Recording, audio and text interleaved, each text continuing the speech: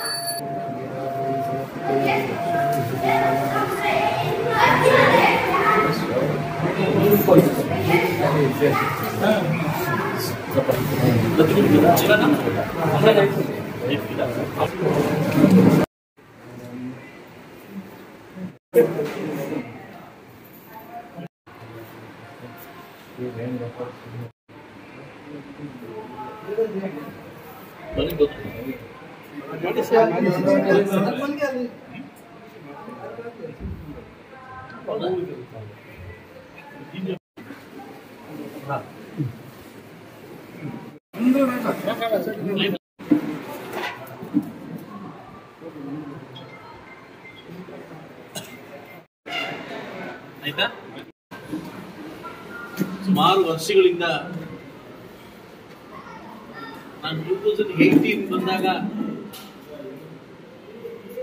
First time ಬಂದಿದ್ದೆ.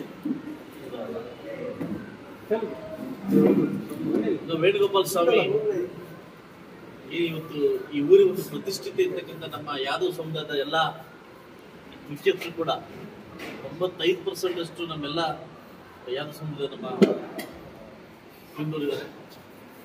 ಅವ್ರ ಬೇಡಿಕೆ ಮೇಲೆ ಇವತ್ತು ಸುಮಾರು ಒಂದು 8 ವರ್ಷಗಳಾದ್ಮೇಲೆ ವೇಣುಗೋಪಾಲ ಸ್ವಾಮಿಗೆ ಒಂದು ಆಸ್ಥಾನವನ್ನ ಎಲ್ಲ ಊರಿನ ಮುಖ್ಯಸ್ಥರು ಸೇರಿ ಏರ್ಪಡಿಸ್ಕೊಂಡಿದ್ದಾರೆ.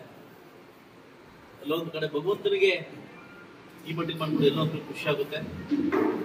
ಪ್ರತಿಷ್ಠಾಪನೆಗೆ ನಮ್ಮನ್ನ ಪ್ರೀತಿಯಿಂದ ಬರಮಾಡ್ಕೊಂಡು ಭಗವಂತನ ದರ್ಶನ ಪಡ್ಕೊಂಡು, ಈ ಊರಿನ ಹೆಣ್ಮಗು ಸಲಾಪುರಮ್ಮ ತಾಯಿ ದರ್ಶನ ಪಡ್ಕೊಂಡು, ನೆನ್ನೆ ತಾನೇ ನಂದು ಹುಟ್ಟುಹಬ್ಬ ಇದ್ದು, ತುಂಬಾ ಬ್ಯುಸಿ ಇದ್ದೆ. ಅದಾದ ನಮ್ಮ ನರಸಿಂಹ ಬೆಳಿಗ್ಗೆ ಎಬ್ಬರಿಸಿ ಬರಲೇಬೇಕು, ಇವತ್ತು ಮಿಸ್ ಆಗಿಲ್ಲ ಅಂತ ನನಗೆ ಒಂದು ಗಡುವು ಕೊಟ್ಟರು. ಅದರಿಂದ ಬಂದು ನಾನೆಲ್ಲ ಊರಿನ ಮುಖ್ಯಸ್ಥರನ್ನ ಮಾತಾಡಿ ದರ್ಶನ ಪಡೆದು ಹೋಗ್ತಾ ಇದ್ದೀನಿ. ನನ್ನ ಭಗವಂತನ ಕೇಳ್ಕೊಳ್ಳೋದು ಒಂದೇ, ನನ್ನ ಕಾಲಾವಧಿಯಲ್ಲಿ ಕೂಡ ಅತಿ ಹೆಚ್ಚು ಮಳೆ ಆಗ್ತಾ ಇದೆ. ಆ ತರ ಬರಗಾಲ ಬಂದಿಲ್ಲ. ನಾವು ಸಾಕಷ್ಟು ಲಾಸ್ಟ್ ಅನುಭವಿಸಿದ್ವಿ ಮಳೆ ಹಿಂದೆ, ಕೆರೆಯಲ್ಲಿ ಬಂದೋಗಿ. ಈ ವರ್ಷ ಬಹುಶಃ ತುಂಬಾ ಕೆರೆಗಳೆಲ್ಲ ನೀರು ತುಂಬ್ಕೊತಾ ಇದೆ. ಎಲ್ಲೋ ಒಂದ್ ಕಡೆ ಒಂದು ನೋವೇನಂತಂದ್ರೆ, ಇವತ್ತು ನಾವು ನಂಬ್ಕೊಂಡಿರ್ತಕ್ಕಂಥ ಮಾವು ತುಂಬಾ ರೇಟ್ ಕಡಿಮೆ ಆಗಿ, ಟೊಮೊಟೊ ಕಡಿಮೆ ಆಗಿ ನಮ್ ಕೈಗೆ ಸಿಗ್ತಾ ಇಲ್ಲ. ಯಾಕೆ ರೈತರಿಗೆ ಈ ಬದುಕಂತ ನಮಗೂ ಅರ್ಥ ಆಗ್ತಾ ಇಲ್ಲ. ನಾವ್ ಏನ್ ಬೆಳೆ ಹಾಕಿದ್ರು ಕೂಡ ಬೆಳೆಗೆ ನಮ್ಗೆ ಕೈ ಸಿಗ್ತಾ ಇಲ್ಲ. ಬಹುಶಃ ಸರ್ಕಾರ ಇದಕ್ಕೆ ಮುಂದೆ ನಿಂತು, ಇವತ್ತು ದೇಶ ಬದುಕಬೇಕಾದ್ರೆ, ದೇಶ ಇರಬೇಕಾದ್ರೆ ರೈತ ಮುಖ್ಯ ಆಗ್ತಾನೆ. ರೈತನಿಗೆ ಎಲ್ಲೋ ಒಂದ್ ಕಡೆ ನಷ್ಟ ಆದಾಗ ಒಂದು ಬೆಂಬಲಿತ ಘೋಷಣೆ ಮಾಡೋದು ಸರ್ಕಾರದ ಹೊಣೆ ಅಂತ ನಾನು ಭಾವಿಸ್ತೀನಿ. ಯಾಕೆಂದ್ರೆ ಪಕ್ಕದ ರಾಜ್ಯದ ನಮ್ಮ ಚಂದ್ರಬಾಬು ಮುಖ್ಯಮಂತ್ರಿ ಅವರು ಸುಮಾರು 15 ರೂಪಾಯಿನ ಘೋಷಣೆ ಮಾಡಿದ್ದಾರೆ, 12 ರಿಂದ 15 ರೂಪಾಯಿ ಘೋಷಣೆ ಮಾಡಿದ್ದಾರೆ.